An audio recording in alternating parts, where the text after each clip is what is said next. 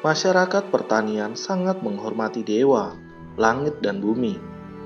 Karena itu, setiap keluarga sangat menghormati dewa dapur. Dahulu, kita menggunakan kata tungku untuk mewakili kata keluarga. Jadi, dewa dapur ada di setiap keluarga. Dewa dapur kembali ke langit setahun sekali untuk beristirahat dan melaporkan perbuatan baik dan buruk keluarga tersebut. Keluarga yang memupuk kebajikan akan dipenuhi berkah. Jika ada keluarga yang seluruh anggotanya adalah orang baik, maka dewa dapur akan melaporkan kepada Kaisar Langit.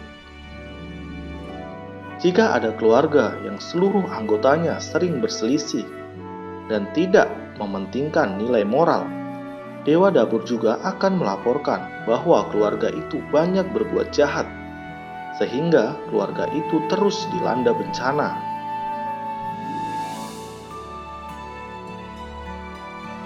Karena itu, setiap keluarga berusaha untuk menyenangkan hati dewa dapur.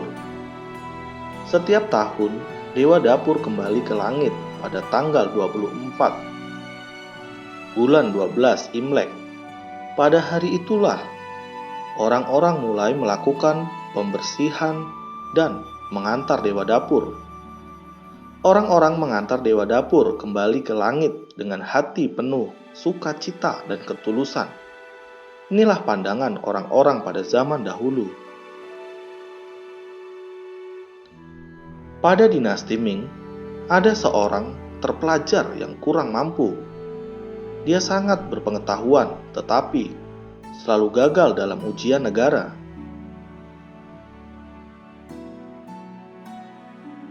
Dia memiliki 9 anak. Ada yang meninggal dunia begitu lahir.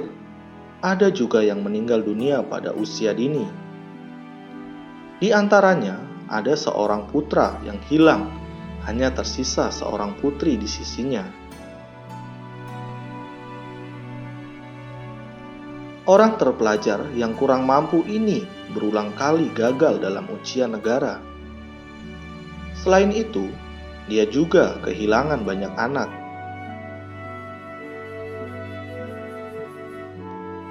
Ini membuatnya sering berkeluh kesah setiap tahun. Dia menulis di kertas kuning dan membakarnya untuk melapor kepada dewa dapur tentang penderitaan yang dialaminya.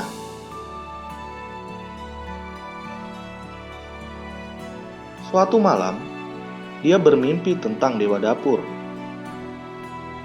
Setelah melihat dewa dapur, dia mulai menuangkan kepahitannya. Sejak kecil, saya tekun belajar. Kini saya sudah berpengetahuan dan jago menulis. Saya juga bergaul dengan baik dan mendirikan sebuah perkumpulan.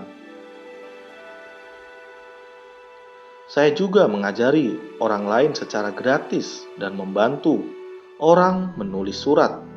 Mengapa nasib saya begitu malang? Dewa dapur lalu berkata padanya, "Meski kamu terlahir berpengetahuan dan berkata krama, tetapi pikiranmu penuh dengan kecurigaan dan rasa iri. Terlebih lagi, kamu suka makan daging. Entah berapa banyak daging yang telah kamu makan. Kamu juga tidak mengasihi hewan dan sering memancing bersama temanmu.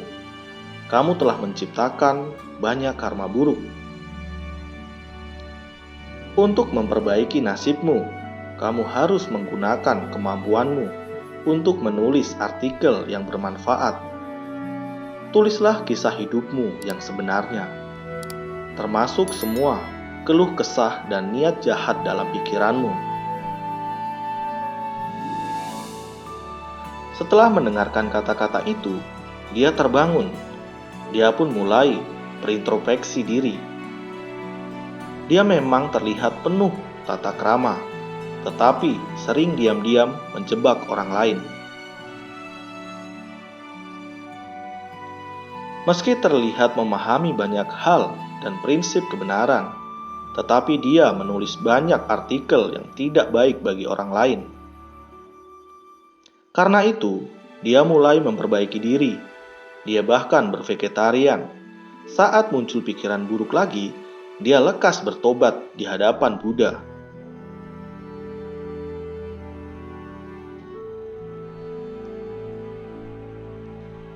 Beberapa tahun kemudian, dia pun sudah berumur.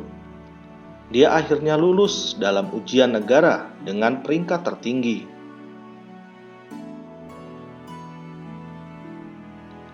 Dalam waktu beberapa tahun, dia telah mengubah pola pikirnya. Ketenaran dan keuntungan sudah tak penting baginya. Berhubung sudah berumur, bisa membuktikan kemampuan diri sendiri sudah cukup baginya.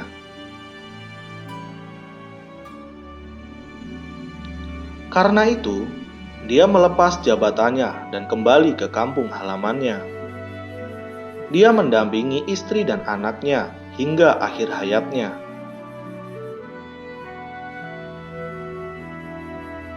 Lewat kisah ini, kita bisa mengetahui bahwa terlihat unggul dari luar tiada gunanya.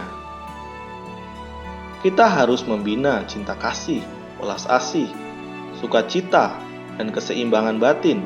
Janganlah kita sombong.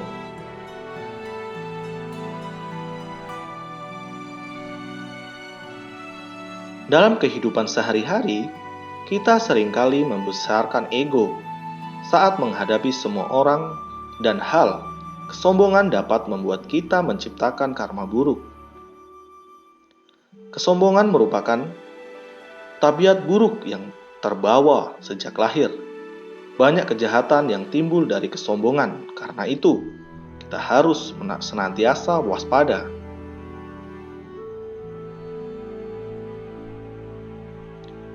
Saat menghadapi berbagai ujian hidup, kita seringkali menyalahkan orang lain. Sesungguhnya, siapa yang harus disalahkan? Yang salah adalah diri sendiri.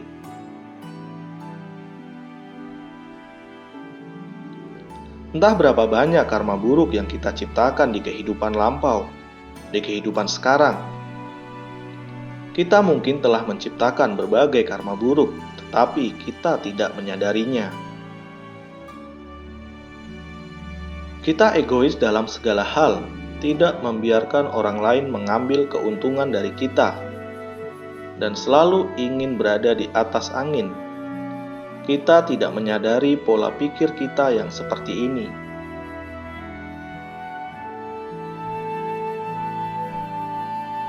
Saat orang lain mengeluh tentang kita, kita merasa bahwa orang lain yang bersalah, bukan kita.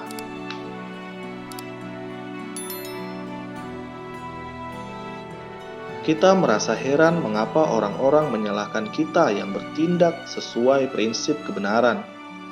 Meski bertindak sesuai prinsip kebenaran, tetapi kita tidak berintrospeksi ataupun mencari cara untuk menjaga keselarasan dengan semua orang, hal dan prinsip. Berhubung tidak memikirkan dan berintrospeksi tentang cara menghadapi semua orang, hal dan materi, kita mudah melakukan kesalahan, tetapi tidak menyadarinya, bahkan menyalahkan orang lain. Ini tidaklah benar.